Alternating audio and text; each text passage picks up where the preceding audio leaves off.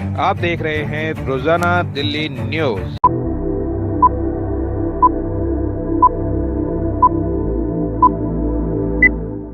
नई दिल्ली, मैं दीपक खुलवे, रोजाना दिल्ली न्यूज़ से। अगर आप चैनल पर नए हैं तो वीडियो लाइक करें, वीडियो शेयर करें और चैनल को सब्सक्राइब करें। बेल आइकॉन को भी दबाएं ताकि लोड किया वीडियो आप तक पहुंचे। अपने इलाके की न्यूज़ चैनल पर दिखाने के लिए 9999306595 पर अपना वीडियो संदेश के साथ भेजें। धन्यवाद। ओम नमो भगवते वासुदेवाय। ओम नमो भगवते वासुदेवाय। जय श्री कृष्ण चैतन्य जय श्री कृष्ण चैतन्य प्रभु नित्यानंद प्रभु नित्यानंद श्री अद्वैत गदाधर श्रीवासादि गौर भक्त वृंद। हरे कृष्णा कृष्ण कृष्ण हरे हरे हरे राम राम राम हरे हरे। नमो विष्णुपादाय कृष्ण पृष्ठाय भूतले श्रीमते कृतदास अधिकारी इति नामिने। नमो विष्णुपादाय कृष्ण पृष्ठाय भूतले श्रीमते भक्ति वेदांत स्वामिने इति नामिने। नमस्ते सारस्वते देवे गौरवाणी प्रचारिणे निर्विशेष शून्यवादी पाश्चात्य देश तारिणे। तो सभी भक्तों को हरे कृष्णा, सभी को प्रणाम। और बहुत बड़े बड़े भक्त भी हैं और सब आप लोग मुझसे उम्र में भी काफ़ी लोग बहुत व्यस्त हैं, तो मुझसे कुछ गलती हो तो पहले से ही सबसे मैं क्षमा मांगता हूँ। और सबसे पहले तो मैं धन्यवाद देना चाहूँगा, जैसे यहाँ पे लिखा हुआ है मंगल मूर्ति निष्काम सेवा ट्रस्ट, तो एक बार पूरे ट्रस्ट के लिए जोरदार तालियां। तो सभी का बहुत बहुत धन्यवाद। और जैसा कि नाम ही बता रहा है मंगल मूर्ति निष्काम सेवा, तो ये नाम अपने आप में ही बहुत भारी है। अगर कोई व्यक्ति इसको ध्यान से सुने और समझे कि मंगल मूर्ति निष्काम और सेवा, तो यही ऐसे शब्द हैं जिनको अगर हम समझ जाएं तो हम गीता का सार समझ जाएंगे। लेकिन हमारे साथ दिक्कत क्या है, मतलब हमारे साथ क्या, ये संसार में वैसे ही जनरली होता है, कथा के माध्यम से हम समझते हैं। एक बार क्या होता है, कुछ पक्षी होते हैं जंगल में, जैसे जंगली पक्षी होते हैं, तो क्या होता है कि एक बार शिकारी उन्हें पकड़ने के लिए आता है, दाना डालता है, जाल बिछाता है, और कुछ पक्षी जो थे वो दाना खाने के लिए नीचे आते हैं, और इतने में शिकारी जाल समेटता है, तो कुछ पक्षी फंस जाते हैं, कुछ उड़ जाते हैं। तो जो फंस जाते हैं वो तो बेचारे गए यार, वो तो पिंजरे में बंद हो जाएंगे, वो बिकेंगे, उनका कुछ भी होगा, क्या होगा भगवान जाने। परंतु जो कुछ बच जाते हैं उनके मन में बड़ी चिंता हो जाती है कि अरे ये तो हमारे भाई बंधु फंस गए, कल को हम भी फंस सकते हैं, तो हम क्या करें। तो उनमें से एक पक्षी जो बहुत थोड़े वृद्ध होते हैं, थोड़े बुद्धिमान होते हैं, कहते हैं कि देखो हम जंगल में रहते हैं, जंगल में ना साधु रहते हैं। कौन रहते हैं? साधु रहते हैं जंगल में। तो हम किसी साधु के पास जाते हैं, साधु से पूछते हैं हम क्या करें। तो सभी पक्षी जाते हैं, साधु से पूछते हैं, और साधु बताते हैं कि देखो ऐसा ऐसा हुआ, हमारे साथी फंस गए। और तो साधु कहते हैं देखो डरने की कोई बात नहीं है, मैं तुम्हें एक मंत्र दूंगा, बस इस मंत्र को हमेशा याद रखना और तुम कभी फंसोगे नहीं। तो अच्छा बताइए। तो मंत्र ये है, शिकारी आएगा, दाना डालेगा, जाल बिछाएगा, फंसना मत। तो सभी पक्षी थे याद कर लेते हैं, हाँ शिकारी आएगा, दाना डालेगा, जाल बिछाएगा, फंसना मत।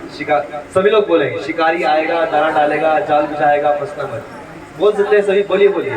शिकारी आएगा दाना डालेगा, जाल बिछाएगा, फंसना मत। शिकारी आएगा, बिल्कुल ऐसे ही सब पक्षी बिल्कुल ऐसे ही बोल रहे थे।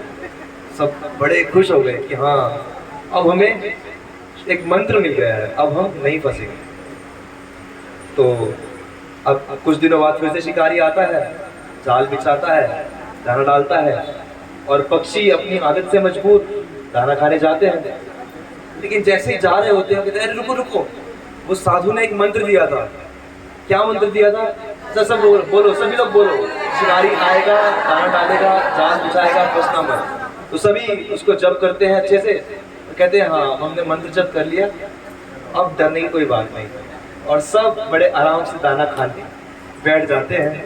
शिकारी फिर से जाल समेटता है, नहीं नहीं डरो मत, शिकारी आएगा दाना डालेगा, जाल बिछाएगा, फंसना मत। लेकिन वो सब जाल में बंध के फंसे हुए जा रहे हैं और यही मंत्र दोहराए जा रहे हैं, शिकारी आएगा दाना डालेगा, जाल बिछाएगा, फंसना मत। तो फंसना मत कहते कहते ही हम लोग फंस जाते हैं। और ये हम सबकी स्थिति है कि हम लोग सब इस संसार में अगर आप ध्यान से देखेंगे तो हम लोग कोई बहुत अच्छी स्थिति में नहीं है, हम लोग फंसे हुए हैं। ब्रह्मा जी बहुत सुंदर श्रीमद् भागवतम में एक श्लोक में बताते हैं कि शुद्ध त्रित त्रिधातुभिर, कि क्या क्या कष्ट है हमारे जीवन में। कहते हैं भूख, प्यास, त्रिधातु यानी कि वात पित्त कफ, शरीर के जो वात पित्त कफ होते हैं, जो लोग आयुर्वेद पढ़े हैं। और इससे भी ज़्यादा मतलब अगर आप ध्यान से थोड़ा समय बैठ के चिंतन करेंगे तो जीवन में कष्ट ज़्यादा है और सुख कम है। सुख तो हमें बस थोड़े समय के लिए मिलते हैं और थोड़े समय के मिलने के लिए बाद वो फिर से गायब हो जाते हैं। जैसे ही सुख गायब होता है तो फिर से कोई बीमारी आ जाती है, कभी बुढ़ापा आ जाता है, कभी मृत्यु आ जाती है, या तो अपनी या किसी और की, कभी प्राकृतिक आपदा आ जाती है, कभी कोई व्यक्ति हमें पसंद नहीं होता तो उसके साथ हमें बैठना पड़ता है, निभाना पड़ता है। ये इस व्यक्ति को मैं देख नहीं सकता, इसको ले जाओ यहाँ से, लेकिन वो व्यक्ति आपकी आंखों के सामने से नहीं जाएगा। तो इसे कहते हैं आध्यात्मिक क्लेश। फिर आदि भौतिक क्लेश, कभी जीव जंतु जानवर ये सब हमें परेशान करते हैं। तो गीता में भगवान ने यही कहा है, क्या कहा है, मेरे पीछे ये श्लोक दोहरा सकते हैं सभी, बोले मामुपेत्य पुनर्जन्म दुःखालयम् अशाश्वतम् नाप्नुवन्ति महात्मानः संसिद्धि परमां गता। कहते हैं कि अर्जुन, इस संसार में जिसमें हम सब रहते हैं, इसका नाम क्या है? इसका नाम है दुखालय। दुखालय का क्या मतलब हुआ? जहाँ पर दुख मिलते हैं, दुखों का आलय। तो कृष्ण क्या कह रहे हैं कि देखो हम सब दुखालय में हैं। इस बात को जितनी जल्दी हम समझेंगे, मनुष्य की स्वभाव क्या है, वही पक्षियों वाला स्वभाव है कि नहीं नहीं शिकारी आएगा दाना डालेगा, फंसना मत। हमें पता है, हमने बहुत बार सुना है, हमने बहुत बार बहुत कुछ सुना है, लेकिन हम लोगों को वो समझ में नहीं आया। हमें लगता है कि हम जानते हैं, लेकिन हम सही तरीके से जान नहीं पाए अभी तक कि ये संसार कितनी खतरनाक जगह है। जैसे एक वो भजन गाते हैं, उसमें गाते हैं कि यह संसार ठगन की नगरी, भाग सके तो भाग ले तेरी अच्छी बनेगी। ये संसार ठगन की नगरी है, हर कोई एक दूसरे को ठगने में लगा है। आप सब जानते हैं कि कितने लोगों को आपने ठगा है, और आप ये भी जानते हैं कि कितने लोगों के द्वारा आप ठगे गए हो। और यही संसार में चल रहा है, क्योंकि अपना दुख तो दूर करना ही है। तो दुख दूर करने के लिए लोगों को लगता है कि हम इसको ठग लें, हम उसको ठग लें, बस किसी ना किसी तरह से थोड़ा सा आनंद मिल जाए। कभी कुछ नशे का आश्रय लेते हैं, कभी कहीं घूमने जाने का आश्रय लेते हैं, कभी कुछ, ये सब करते करते दुखालय से निकलने की कोशिश करते हैं, लेकिन निकल नहीं पाते। क्यों? कि कृष्ण जो गीता में मार्ग बता रहे हैं, उस मार्ग का हम अनुसरण नहीं करते। तो कृष्ण क्या कह रहे हैं? कह रहे हैं मामुपेत्य। क्या कह रहे हैं? माम उपेत्य, यानी कि मेरी तरफ चलने पर, मुझे प्राप्त करने पर, किसको प्राप्त करने पर? श्री कृष्ण को प्राप्त करने पर। जैसे ये सब मंगल मूर्ति रूप श्री हनुमान जी हैं, तो हनुमान जी की क्या विशेषता है? क्या विशेषता है? वो भजन में गाते हैं ना, फाड़ सीना है सबको ये दिखला दिया। क्या सीना फाड़ के सबको क्या दिखाते हैं? कि श्री राम जानकी बैठे हैं मेरे सीने में। तो हनुमान जी की क्या विशेषता है? क्यों हम उनके पीछे चल रहे हैं? क्योंकि उनमें, उनके हृदय में भगवान के प्रति मतलब इतना प्रेम है, उन्होंने भगवान को ऐसे प्राप्त कर लिया है कि वो सदैव उनके हृदय में ही विराजमान हैं। लेकिन हम लोगों के हृदय में क्या है? तो हम लोगों के सब एक दूसरे के हृदय में जानते हैं कि किस किस से हम प्रेम करते हैं, किस किस से नफरत करते हैं, वो सब हमारे हृदय में बैठे हैं। और ये सब जो लोग हमारे हृदय में बैठे हैं, इन सब के कारण भगवान हमारे हृदय में नहीं आते, क्योंकि जगह खाली नहीं है ना, जगह भरी हुई है। और फिर जब जगह भरी हुई है तो भगवान कैसे आएगा? तो इसी प्रयोजन के लिए जो मुख्य प्रयोजन है वो क्या? कि हमें आनंद की प्राप्ति हो। क्या हो? मुख्य प्रयोजन ठीक है ना, कि हमें आनंद की प्राप्ति हो। लेकिन कैसे आनंद की प्राप्ति हो ये हम लोग भूल जाते हैं। हमें ऐसे आनंद की प्राप्ति हो जो हमेशा रहने वाला है। कैसा आनंद? जो हमेशा रहने वाला है। हम लोगों के जीवन में आनंद तो है, लेकिन वो आता है और चला जाता है। लेकिन हमें वो वाला आनंद चाहिए जो हमेशा रहने वाला है। और इसी प्रयोजन से हम लोग हरि नाम संकीर्तन भी करते हैं, गीता को भी पढ़ते हैं, समझते हैं और उसको जानने का प्रयास करते हैं। तो इसलिए ताकि हमें, तो कितने लोगों को लगता है ऐसा आनंद के पीछे हमें जाना चाहिए? कैसा आनंद? जो हमेशा रहने वाला है, जो कभी कोई छीन नहीं सकता। तो इस प्रकार का आनंद प्राप्त करने के लिए ही भगवान ने हमें गीता दी है। तो श्रीमद् भगवद गीता, जैसे कि हमें यहाँ पर सुन रहे हैं कि यहाँ पर अब मंथली कुछ आप लोग आयोजन करेंगे इस तरह संकीर्तन और भगवद गीता की चर्चा का। तो आज हम लोग बस थोड़ी सी ये चर्चा करते हैं कि भगवद गीता का संदेश समझ कौन सकता है, गीता का ज्ञान कौन कौन गीता का ज्ञान समझना चाहता है? सब लोग समझना चाहते हैं।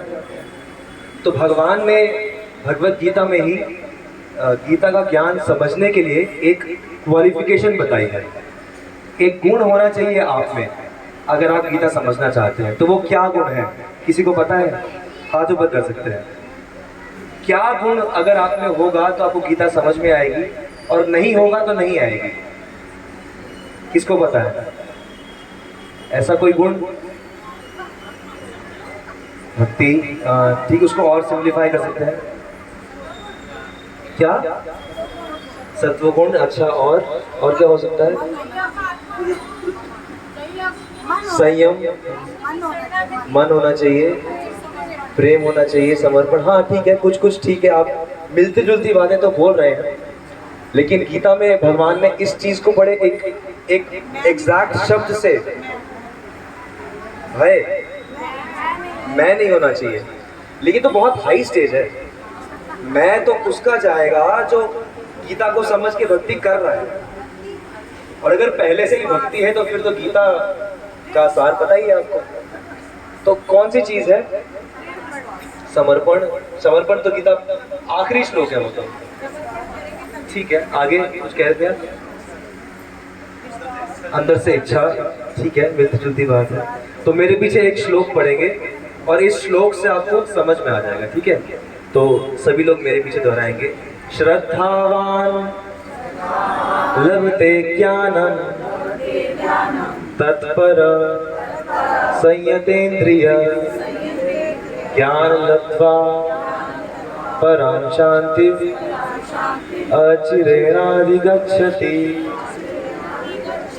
भगवान ने कहा है श्रद्धावान लभते ज्ञानम। आपको मन में श्रद्धा होनी पड़ेगी। कितने लोगों को श्रद्धा है कि श्री कृष्ण हैं? कैसे कैसे पता है आपको श्री कृष्ण है? कितने लोगों को श्रद्धा है साईं बाबा है? नहीं है, पता नहीं।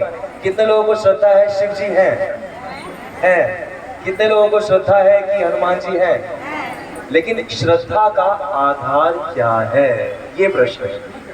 हाँ, भक्ति विश्वास, हाँ विश्वास, श्रद्धा तो विश्वास ही है ना, लेकिन विश्वास का आधार क्या है? संयम तो आगे आएगा। श्रद्धा का विश्वास, हाँ अनुभव तो बहुत बाद में होता है। अनुभव तो ऐसे व्यक्ति को होता है, समर्पण भी नहीं है। प्रेम हाँ प्रेम, आप बहुत ऊपर की बातें बोल रहे हो। अभी जैसे ये है ना कि क्लास वन में आप ग्रेजुएशन की बातें बोलोगे तो मजा नहीं आएगा।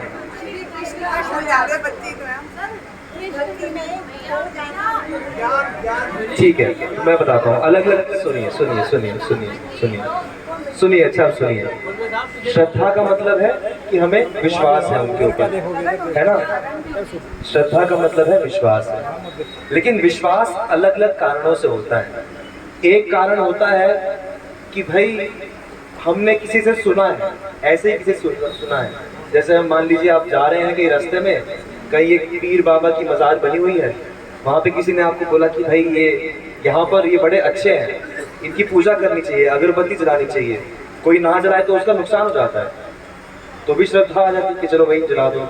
कई बार होता है कि भाई हमने कुछ मन्नत मांगी है, हमने माँ वैष्णो देवी से मन्नत मांगी है, हमें बड़ा प्रेम है माँ से।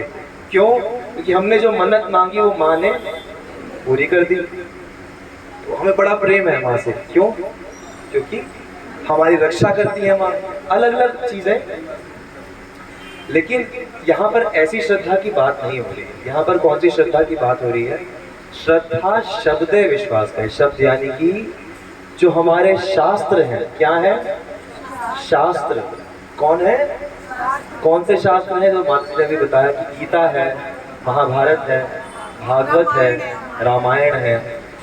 तो इनके आधार पर जो श्रद्धा है ना, वो होनी चाहिए। किसके आधार पर? शास्त्रों के, ग्रंथों के आधार पर। कितने लोगों ने ये सब ग्रंथ पढ़े हैं? बहुत कम लोगों ने पढ़े हैं ना।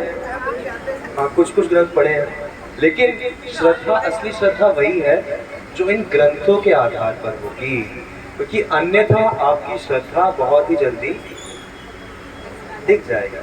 जैसे मैं एक बार कुछ समय के लिए नोएडा जाता था, तो वहाँ पर एक व्यक्ति आते थे, उनका नाम था लव। वो क्रिश्चियन थे। तो मैंने उनसे पूछा कि अच्छा आप क्रिश्चियन कैसे बने?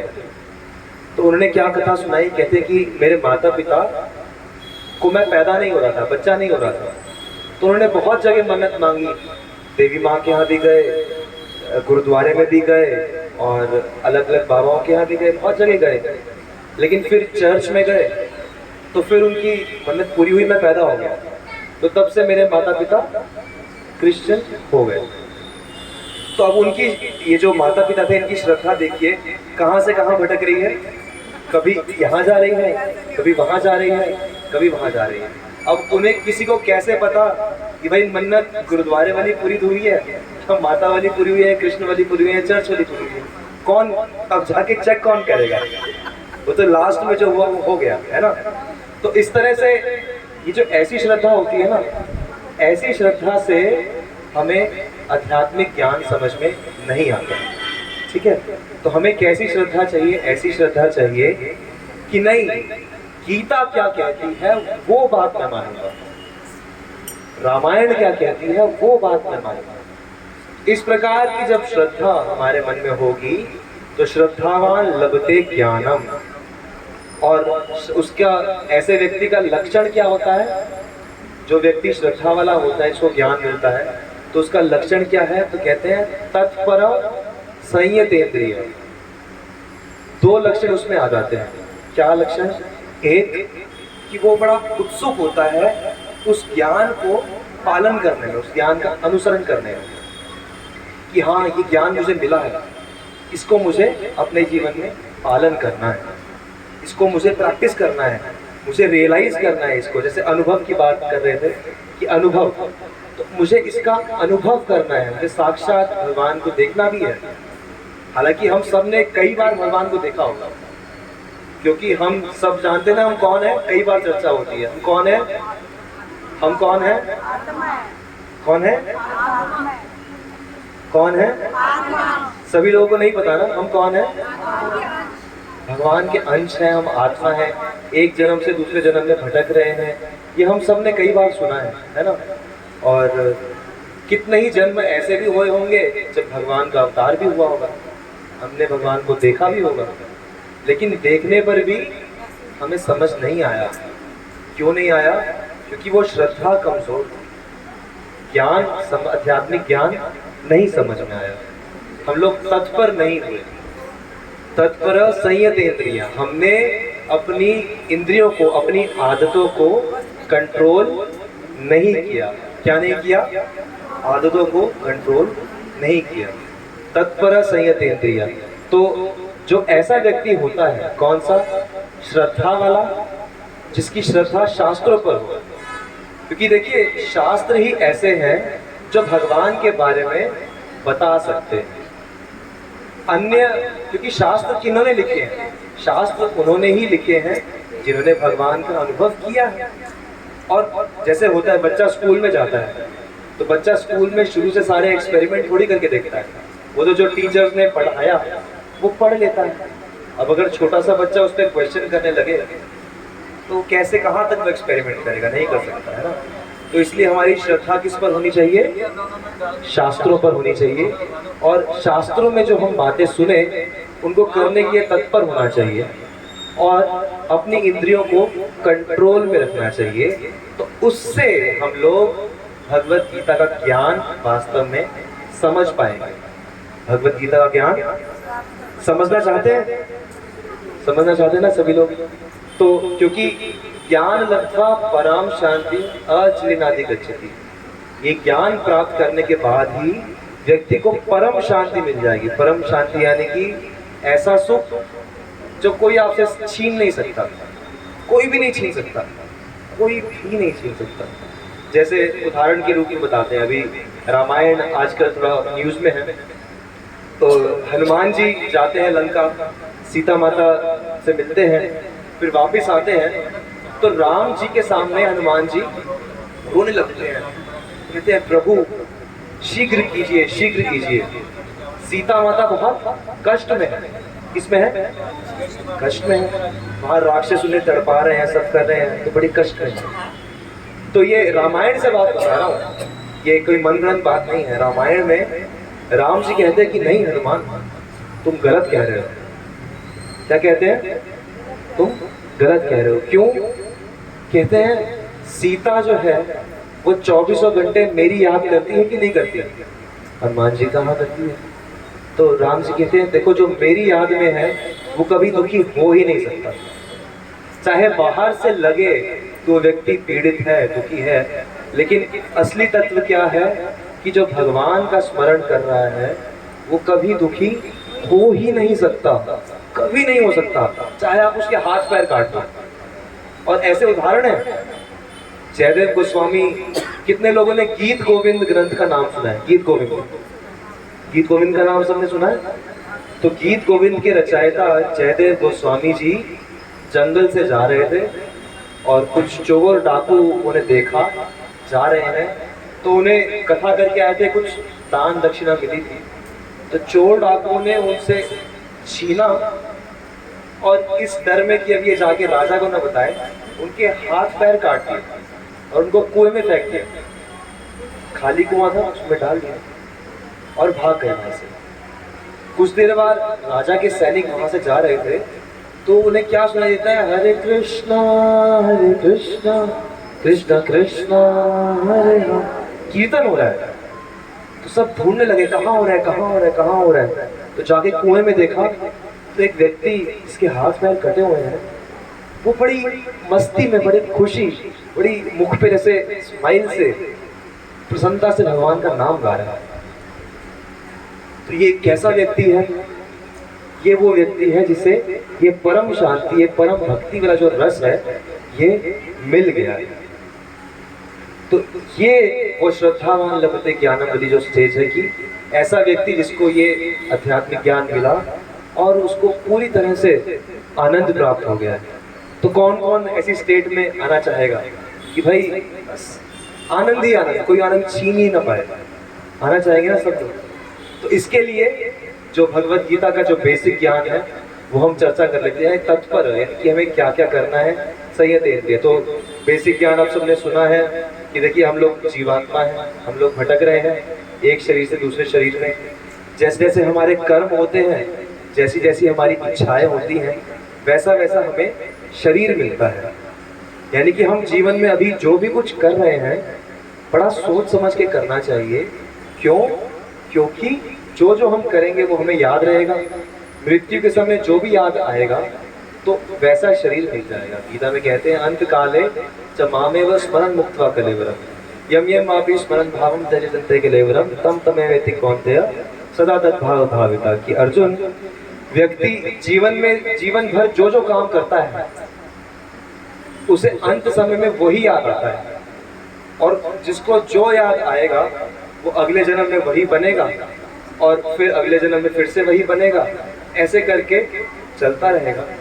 लेकिन जो मुझे स्मरण करता है तो वो मुक्त हो जाता है। किससे मुक्त हो जाता है? इस दुखमय संसार से हमेशा के लिए मुक्त हो जाता है और मुझे प्राप्त करता है।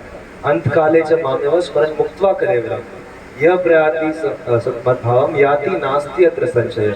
कि इसमें कोई संशय नहीं है कि वो मेरे पास आता है। किसके पास आता है? कृष्ण के पास आता है। तो हम लोगों ने तो ये ब्रह्मांड ही देखा है, लेकिन वास्तव में इसके परे एक आध्यात्मिक जगत भी है जो गीता कहती है परस्तु तस्मात् भावो अन्यो अव्यक्तो व्यक्तात् सनातनः। कि भगवान का वैकुंठ धाम या राम जी का साकेत धाम या कृष्ण का गोलोक वृंदावन धाम, तो ये सब जो धाम है यहाँ पर जो व्यक्ति पहुँच जाता है तो या ऐसी चेतना जिसकी हो जाती है। जैसे हनुमान जी वहाँ पर नहीं गए, सब जानते हैं ना कि हनुमान जी जब राम जी जा रहे थे वापस अपने धाम, तो राम जी ने हनुमान जी को बोला कि चलो, तो हनुमान जी ने कहा नहीं मैं यहीं पर। क्यों? क्योंकि यहाँ पर मैं भजन कीर्तन करूँगा तो मुझे, क्योंकि उसमें बहुत आनंद मिल रहा है। तो वही आनंद जो आध्यात्मिक जगत में है वो हम यहाँ पर भी ले सकते हैं। किससे? भगवान के भजन कीर्तन से, भगवान में प्रेम उत्पन्न करने से। ठीक है, तो अब हमें करना क्या है? जो ये जो बेसिक ज्ञान है कि हम, क्योंकि ये बड़ा ही एक ऐसा कह सकते हैं कि क्रांति लाने वाला ज्ञान है जीवन में। अगर आप ध्यान से इस पे विचार करो, जैसे आप प्रभु जी जितनी भी इतनी कमाई करते हैं अपने बैंक अकाउंट में डालते हैं, है ना? अगर आपको अभी पता चले अरे मैं तो गलत अकाउंट नंबर में डाल रहा हूँ, आज तक जितना मैंने धन डाला अकाउंट में तो एक डिजिट गलत है, 144 की जगह में 145 में डाल रहा हूँ फॉर एग्जाम्पल, तो कितना तिलमिला उठेगा व्यक्ति, है ना? अरे आज तक मैं तो सोचता था मैंने 5-6 करोड़ इकट्ठे कर लिए हैं, ये तो दूसरे अकाउंट में है। तो हमारे साथ स्थिति क्या है कि हमने जीवन भर मेहनत करी है, शरीर को सुखी करने के लिए मेहनत की है, और वो शरीर सुखी रह नहीं सकता क्योंकि हम लोग तो आत्मा है, शरीर तो एक दिन जाएगा ही जाएगा। तो असली अकाउंट कौन सा था? आत्मा वाला अकाउंट था, और हमने सारी मेहनत कहाँ की है? शरीर वाले अकाउंट में। तो अब भगवत गीता का जो बेसिक ज्ञान है क्या कि हमें आत्मा वाले अकाउंट पर मेहनत करनी है। किस पर करनी है? तो कौन कौन तैयार है आत्मा वाले अकाउंट पर मेहनत करने के लिए? सब तैयार है?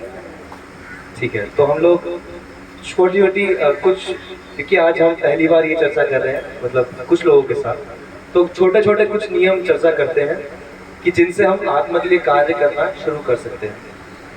तो सबसे पहला कार्य जो आत्मा के लिए करना है वो क्या करना है कि रोज भगवान का नाम जप करना है। क्या करना है? तो सभी लोग मेरे साथ 3 बार बोलेंगे, बोलिए हरे कृष्णा कृष्णा कृष्णा हरे हरे, हरे राम राम राम हरे हरे, हरे कृष्णा कृष्णा कृष्णा हरे हरे, हरे राम राम राम हरे हरे, हरे कृष्णा कृष्णा कृष्णा हरे हरे, हरे राम राम राम हरे हरे। तो शास्त्रों में कई जगह ये बात बताई गई कि जो भगवान का नाम है वो कलयुग में सबसे शक्तिशाली माध्यम है भगवान की ओर चलने का, भगवान से प्रेम प्राप्त करने का, या फिर अपना हृदय शुद्ध करने का। वो जैसे जैसे आप लोग और भगवत गीता को पढ़ोगे सुनोगे तो और नाम के बारे में जानोगे कि नाम इतना कमाल का है, इतना शक्तिशाली है। लेकिन एक जो बात अभी जाननी जरूरी है कि भागवत में कहा गया है कि भक्ति की शुरुआत या अध्यात्म की शुरुआत किससे होती है? भगवान का नाम जप करने से होती है। जैसे बात है कि श्रद्धावान लभते ज्ञानम तत्पर, कि जिसके अंदर श्रद्धा है वो तत्पर रहेगा। तत्पर मतलब बड़ा रेडी रहेगा। किस चीज के लिए रेडी रहेगा? भगवान का नाम जप करने के लिए। क्यों? क्योंकि पूरे शास्त्र बार बार बार बार यही गाते हैं कि देखो कलयुग केवल, सबने सुना है, और हरे नाम एवं केवलम कलो नास्ति एवं गतिरन्य था, और कीर्तयेत् विष्णु द्वापरे त्रेता युगे मको द्वापरे परिचर्यायाम कलौ तब हरि कीर्तनार्थ। कलयुग में हरि कीर्तन से ही कल्याण होगा। तो बहुत सारी जगह पर ये कहा गया है कि देखो भगवान का नाम जप करो, इससे तुम्हारा परम कल्याण होगा। और अंत काल रघुवर पुरजाई जहाँ जहाँ हरि भक्त है, अंत समय में भी राम का नाम याद आ जाए। लेकिन कैसे आएगा? अगर पूरे जीवन राम का नाम नहीं लिया तो कैसे अंत समय में याद आएगा? अंत समय में तो वही याद आएगा जिससे सबसे ज्यादा प्रेम था। तो इसलिए शास्त्र क्या कहते हैं कि अगर हमें आध्यात्मिक उन्नति करनी है, अगर हमें वैसा आनंद प्राप्त करना है, गीता के कहे पर चलना है, तो हमें भगवान का नाम जप करना शुरू करना चाहिए। कितने लोग हैं जो नियम से माला जप नहीं करते? जो नहीं करते हाथ खड़ा कर सकते हैं तो हम देख सकते हैं। जो नियम से, आप करते हैं लोग नियम से माला, बहुत सुंदर। तो जो लोग नहीं करते, तो हमारे पास पीछे कुछ माला है ना, तो आप लोग कीर्तन के बाद आप यहाँ से माला लेके सीख सकते हैं कैसे जप करना है, और डेली जप करना शुरू करिए। एक माला से शुरू करिए, बेशक एक माला से भी आप शुरू करेंगे तो देखेंगे धीरे धीरे बहुत आनंद बढ़ता रहेगा जीवन में। ठीक है, तो एक तो ये तत्पर, ठीक है, और दूसरा संयतेंद्रिय। एक चीज हमें क्या करनी है कि हमें भगवान को ऐसी चीजें नहीं खानी है जो भगवान को भोग नहीं लगती। जो भगवान को भोग नहीं लगती, ऐसी चीजों का परित्याग करना है। ये बेसिक 2 स्टेप्स हैं जहां से हम शुरुआत कर सकते हैं भक्ति के पथ पर चलने के लिए। तो भगवान को क्या क्या भोग नहीं लगता? मांसाहार सबसे पहले तो मांसाहार भगवान को भोग नहीं लगता। तो कोई ऐसा तो नहीं है जहाँ पे जो मांसाहार खाता है, नॉन वेजिटेरियन? तो अगर कोई है तो, लेकिन उसके बाद और भी ऐसी चीजें हैं जो भगवान नहीं खाते, जैसे कि प्याज लहसुन इत्यादि, जो तामसिक चीजें हैं, चाय कॉफी इत्यादि। तो वो धीरे धीरे हमें अपने जीवन से निकालनी चाहिए। उसका सरल रास्ता क्या है कि भक्त लोग ये नियम ले लेते हैं कि हमें भगवान को भोग लगवा कर ही खाना है। तो भगवान को भोग लगवा कर कैसे खाना है? तो भगवान के लिए शुद्ध सात्विक भोजन बनाइए, तुलसी पत्र डालिए, भगवान को भोग लगवाइए, और फिर भगवान का प्रसाद खाइए। तो एक बड़ा ही सुंदर, मैं एक बार लेक्चर सुन रहा था, उसमें उन्होंने कहा कि देखिए भगवान कितने कृपालु हैं, भगवान ने हमें इतना कुछ दिया खाने के लिए, इतना कुछ दिया है ना, और हम कितने निर्लज्ज हैं कि हम बिना उनसे पूछे, बिना उनको ऑफर किए ही खा लेते हैं। भगवान हमें इतना कुछ देते हैं, हम उन्हें थोड़ा सा भी नहीं दे सकते क्या?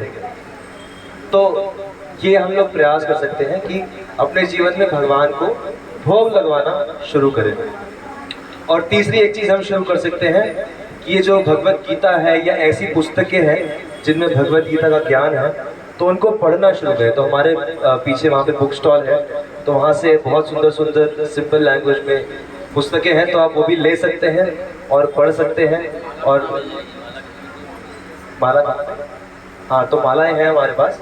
तो कितने लोग माला नहीं करते? फिर से एक बार हाथ खड़ा करके बता सकते हैं। तो आप लोग से रिक्वेस्ट है, कौन आप लोग शुरू करने के लिए तैयार हैं? एक माला से रेडी है? तो मालाएं हैं वहाँ पे? तो ठीक है, वासुदेव प्रभु भी बाद में पकड़ा सकते हैं। तो आप लोग अभी वहाँ स्टॉल के पास आ जाइए और वासुदेव प्रभु भी आपको माला देंगे। तो आप लोग स्टार्ट करिए, ठीक है? तो ये बेसिक 3 स्टेप्स आप शुरू कर सकते हैं। क्या? एक, भगवान का नाम जप करना। दूसरा, भगवान का प्रसाद खाना, भगवान को भोग लगा कर ही खाना। और तीसरा, भगवान का जो ज्ञान है, आध्यात्मिक ज्ञान है, उसे पढ़ना, उसे समझना, उसकी चर्चा करना। और जैसे हम यहाँ पर आज सुन ही रहे, तो आगे क्लासेस में और बड़े बड़े भक्त और सीनियर भक्त आएंगे जो आपको भगवद गीता के और बेसिक्स और अच्छे से समझा सकते हैं। तो ये बेसिक है कि हमें अपनी श्रद्धा को भगवद गीता के अनुसार बनाना है और उसको बनाने के लिए धीरे धीरे भगवान का नाम जप करना है, अपने आप को शुद्ध करना है और ऐसे आनंद को प्राप्त करने का प्रयास करना है जो कभी भी ना जाए। कैसा आनंद? कैसा आनंद जो हमेशा बना रहे। पीछे वाले लोग, कैसा आनंद जो हमेशा बना रहे। तो ये लक्ष्य है भगवद गीता का, ये लक्ष्य है संकीर्तन का। ये नहीं कि बस थोड़ी देर नाचे गाए, उसके बाद फिर वही, फिर थोड़ी देर नाचे गाए, थोड़ा आनंद आ गया। जैसे लोग जैसे डिस्को में नाचते हैं या संगीत सुनते हैं तो बड़ा आनंद तो आता है, लेकिन वो खत्म होने के बाद फिर वही सब, फिर वही सब। तो ये नहीं, हमें वो आनंद प्राप्त करना है जो हमेशा बना रहे, जो भगवान से प्रेम पर आधारित हो और जिसकी नींव ऐसी हो कि वो कभी हिल ना सके। तो मेरे ख्याल से यहाँ पर हम लोग विराम ले सकते हैं। किसी का कोई प्रश्न है तो आप लोग पूछ सकते हैं। किसी का कोई प्रश्न जो भी हमने चर्चा की या इसके अलावा, तो आप लोग पूछ सकते हैं। नहीं तो हम लोग सब साथ में अभी 10 बार हरि नाम जप करते हैं, माला 10 बार करते हैं और उसके बाद थोड़ा सा कीर्तन करके सभी के लिए प्रसाद रहेगा। तो किसी का कोई प्रश्न नहीं है? नहीं है, ठीक है, सबको सब समझ में आ गया। ठीक है, ठीक है। तो सब लोग, क्वेश्चन है? कहाँ पे क्वेश्चन है? जी माता जी।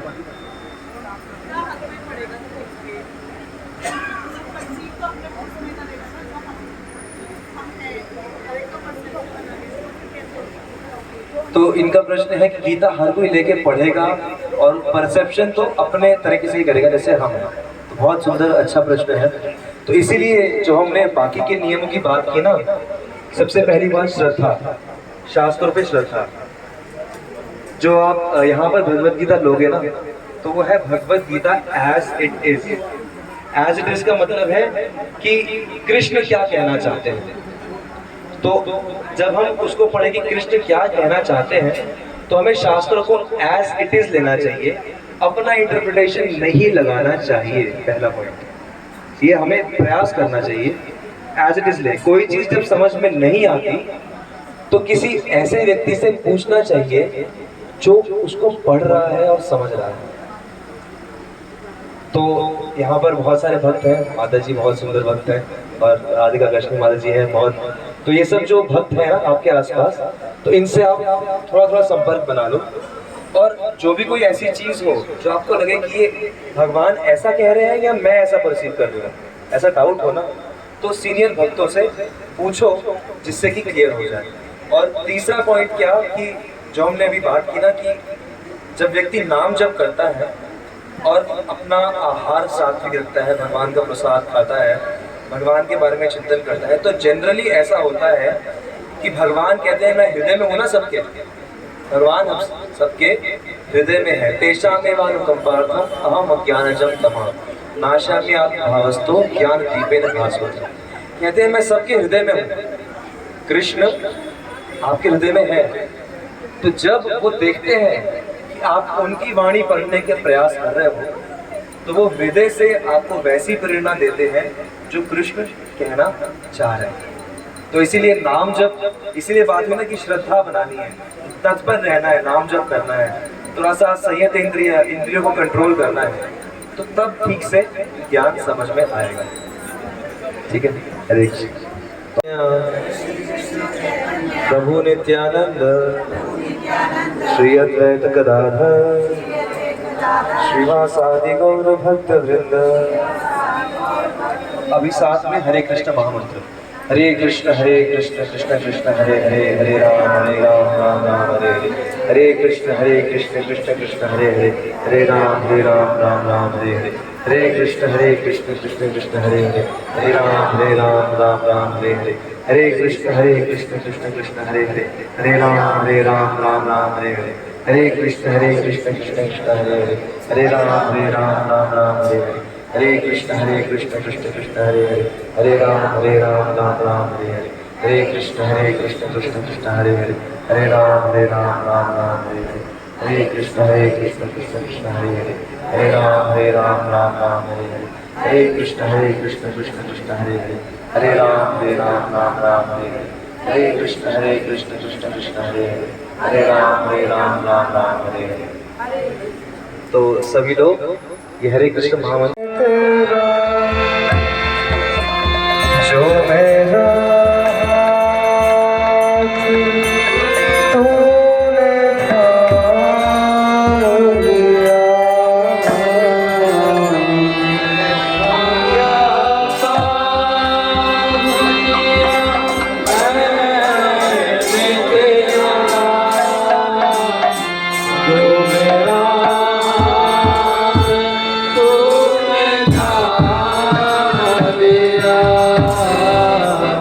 ऐसा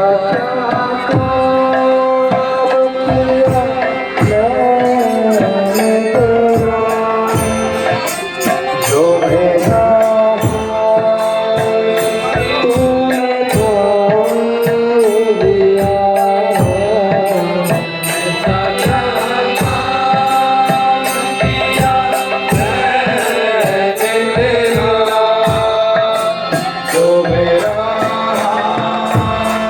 तूने थाम लिया, मेरी जिंदगी मेरी जिंदगी की बदल दी तूने, क्या जरा सा मैंने तेरा नाम लिया,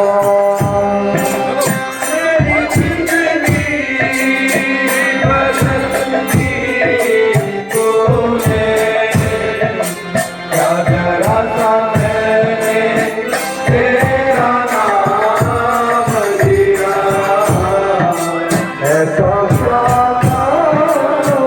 किया मैंने तेरा, जो मेरा तूने थाम लिया, ऐसा क्या काम किया मैंने तेरा, जो मेरा हाथ तूने थाम लिया, इस ज़माने में मैं अकेला था, इस ज़माने में मैं अकेला था, तेरी माया के रंग में खेला था, तेरी माया के रंग में खेला था, तेरी माया के रंग में खेला था, के रंग में खेला था, तेरी माया तेरी माया तेरी माया न बताए उसको, जिसको अपना तूने मान लिया, तेरी माया न बताए उसको, जिसको अपना तूने मान लिया, ऐसा क्या किया मैंने तेरा, जो मेरा तूने थाम लिया,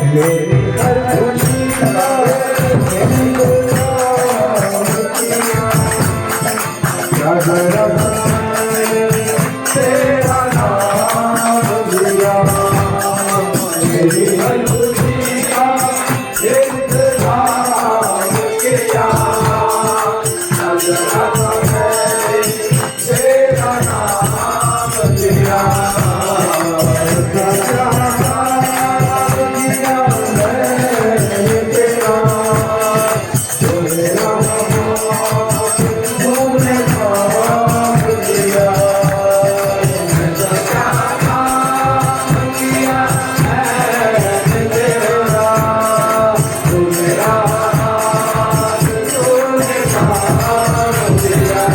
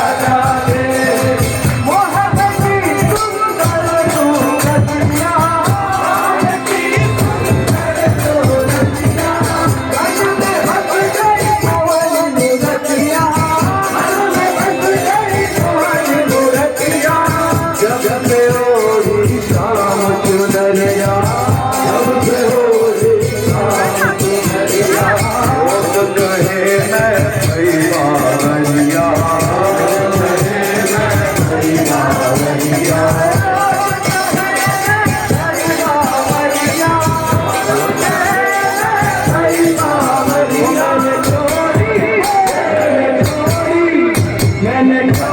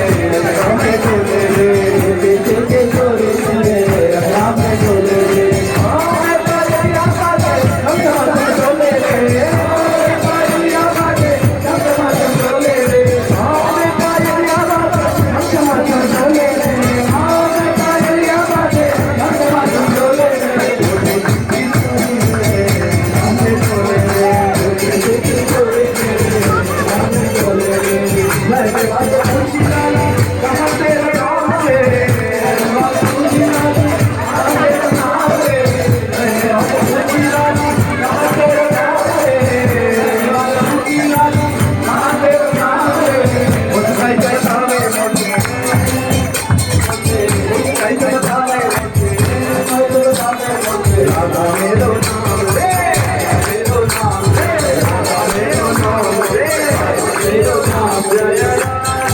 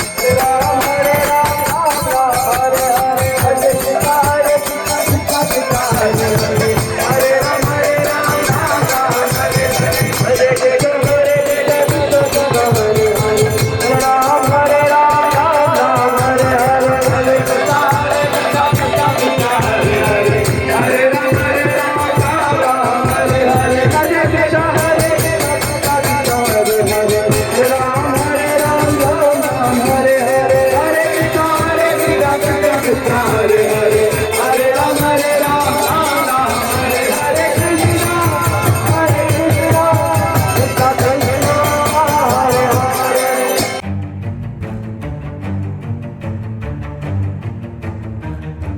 अगर आप चैनल पर नए हैं तो वीडियो लाइक करें, वीडियो शेयर करें और चैनल को सब्सक्राइब करें।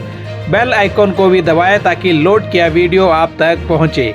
अपने इलाके की न्यूज़ चैनल पर दिखाने के लिए 9999306595 पर अपना वीडियो संदेश के साथ भेजें। धन्यवाद।